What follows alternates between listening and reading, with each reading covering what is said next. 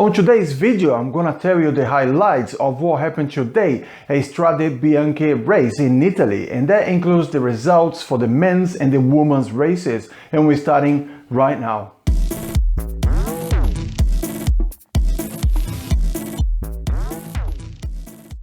The World Tour continues today with Strade Bianche, which is on its 15th edition this year, and it has quickly become one of the most anticipated races on the cycling calendar, and it does attract big names such as Tadej Pogacar, Wout van Aert, Egan Bernal, Julian Alaphilippe and Mathieu van der Poel.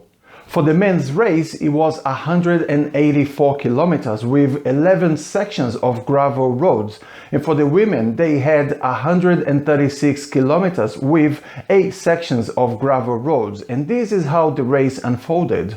A group of 5 riders managed to get away, but they were soon joined by another 3 with 114 kilometers to go, with a little 30 seconds as they approached the 5th sector of gravel road. Just a while before that, their lead went up to 4 minutes until the peloton started to chase. As the peloton approaches Sector 7, the UAE team Emirates are on the front, with Davide Formolo and Tadej Pogacar making his Strade Bianche debut. With 52 kilometers to go, Julian Alaphilippe put in an attack and bring with him Wout van Aert, Mathieu van der Poel, Tadej Pogacar, Quinn Simmons, Tom Pidcock and Egan Bernal. What a strong group of riders consisting of 2 world champions, last year's winner of Strade Bianche and 2 Tour de France winners. Wout van Aert and Mathieu van der Poel were watching each other through the clouds on what has become the front group.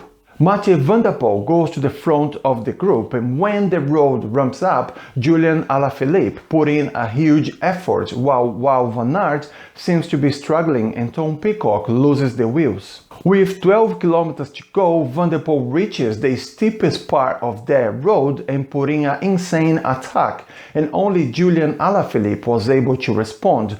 They were soon joined by Egan Bernal, and the leading trio now has a 14 seconds gap to the chasers. On the final climb on the Via Santa Caterina, it was Mathieu van der Poel, Alaphilippe and Egan Bernal, but out of nowhere, Mathieu van der Poel stood out on his pedals and put in an insane attack, distancing Alaphilippe, putting bike lengths of a gap by the second, and he crossed the line first with Julian Alaphilippe second and Egan Bernal third, while Van Aert, last year's winner of Strade Bianche, crossed the line in fourth. Now for the women's race, Strade Bianche marked the start of the women's World Tour races, and it went once again over the wide gravel roads in the scenic area of Tuscany.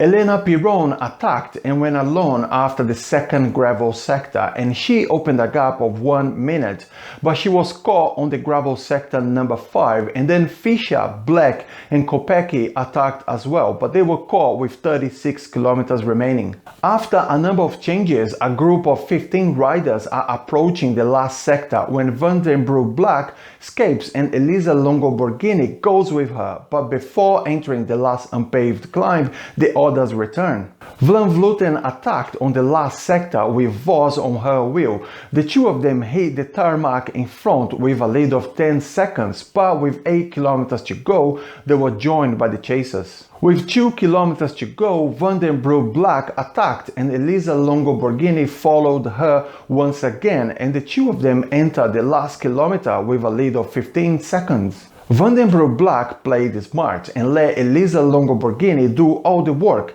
and on the final climb with less than 1 kilometer to go, she attacked and left Elisa behind to finish it off a brilliant race, with Van der Breggen finishing in third. With this win, Van den Broek Black will wear the first leader's jersey of the Women's World Tour season. And this brings us to the end of this video, and if you haven't done it yet, make sure you subscribe and I'll see you in the next one.